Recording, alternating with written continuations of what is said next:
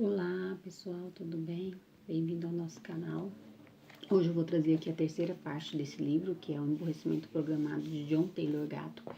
A primeira parte foi resenhada pela Nayara, onde ela traz o primeiro tópico do livro, que é o professor de 7 lições, uma parte muito legal, onde ele traz o currículo oculto que existe nas escolas, ele traz a revelação. A segunda parte foi resenhada pela Diele, que é a Escola Psicopata, tá tudo aqui no canal. Quem quiser conhecer o livro todo, pode ir por partes, né? A parte 1, parte 2 e essa é a última parte, que é Precisamos de menos escolas e não mais. Então aqui Taylor ele começa o livro falando que muitas pessoas defendem mais escola, querem escola integral, querem que as crianças passem mais tempo na escola, pessoas bem intencionadas, pais amorosos que querem o melhor para os seus filhos, mas ele levanta a questão que provavelmente essas pessoas desejam isso porque não sabe a real diferença entre a família e a comunidade e entre as redes operacionais. No livro ele fala as escolas de redes operacionais.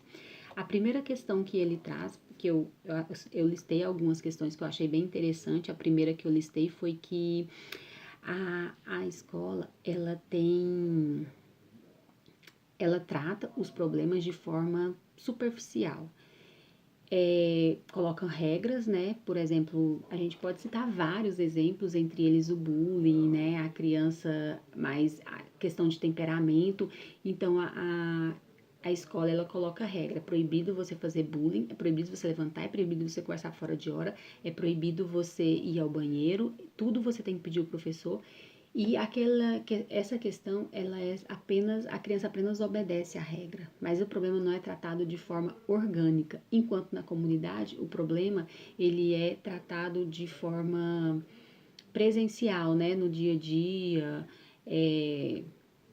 durante as refeições, o tempo todo a criança está sendo ensinada. Outra questão que ele aborda também é a superficialidade dos relacionamentos. Por exemplo, os colegas de faculdade. Nos Estados Unidos passam a dividir o mesmo quarto, né? Ele fala que eles conversam, têm uma amizade, mas saiu dali, acabou, né? Enquanto na comunidade, ninguém se esquece de um tio, ninguém se esquece de um irmão, até mesmo de um pai e uma mãe, né? Os relacionamentos são mais duradouros. Outra questão que eu achei muito interessante que ele aborda também é a questão do tempo escolar. Ele chega a falar que a escola é uma rede operacional vampiresca, ela quer sugar todo o tempo da criança, né? Nos Estados Unidos a escola é integral, aqui no Brasil também já tem bastante escolas integrais, onde a criança passa a maior parte do tempo na escola e ainda tem o dever de casa, ou seja, a escola quer tomar todo o tempo da família, o tempo de aprendizado na escola e ainda passa a tarefa para casa. E além de tudo isso, como todo livro de educação fala, esse daqui não é diferente, ele cita a TV, que é outra questão. Quando a criança não está na escola, ela está na TV. E aquele tempo de família, de aprendizado, onde a criança aprende a ser gente, não existe mais. Ele fala muito da questão da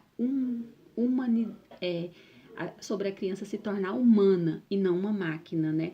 Outra questão que ele aborda, ele chega a falar que a escola,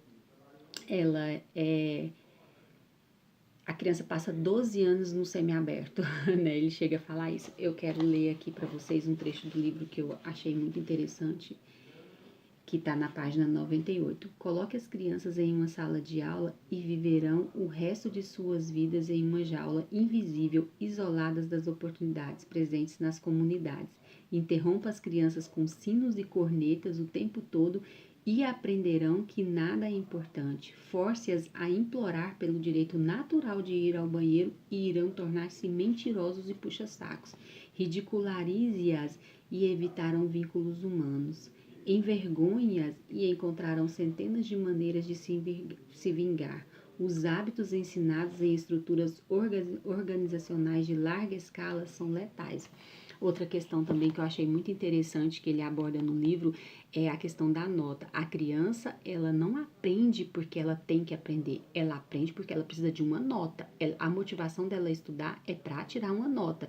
E aquela questão de estrelinha, de parabéns, a criança vai querendo tirar melhor nota para agradar o professor. E isso também acaba minguando a autoridade do pai. O professor passa a ser o objeto de adoração da criança, enquanto os pais é deixado de lado, né, na autoridade. Outra questão, e isso ele fala que não é só entre aluno e professor, mas entre colegas de profissão e a diretoria da escola. Existem questões que até alguns colegas discordam, mas para agradar a coordenação, eles mantêm aquela, né, segue o fluxo para agradar o professor. Então, gente, esse livro aqui o Taylor, ele é bastante crítico, ele é um crítico da escola, ele chega a falar sobre a educação no lar, ele fala que a educação em casa é o que vai salvar a comunidade, e ele fala também sobre muitas escolas, elas até tentam tirar essa visão, assim, de rede operacional. Quantos slogans a gente vê, né? Aqui é uma família, vem fazer parte da nossa família, mas ele diz que isso tudo é apenas para atrair os pais, que na verdade o que eles querem é dinheiro, né? E que por mais que o pai quer colocar o filho na melhor escola da cidade, a mais cara para o filho ter uma boa educação, não tem jeito, é o currículo interno.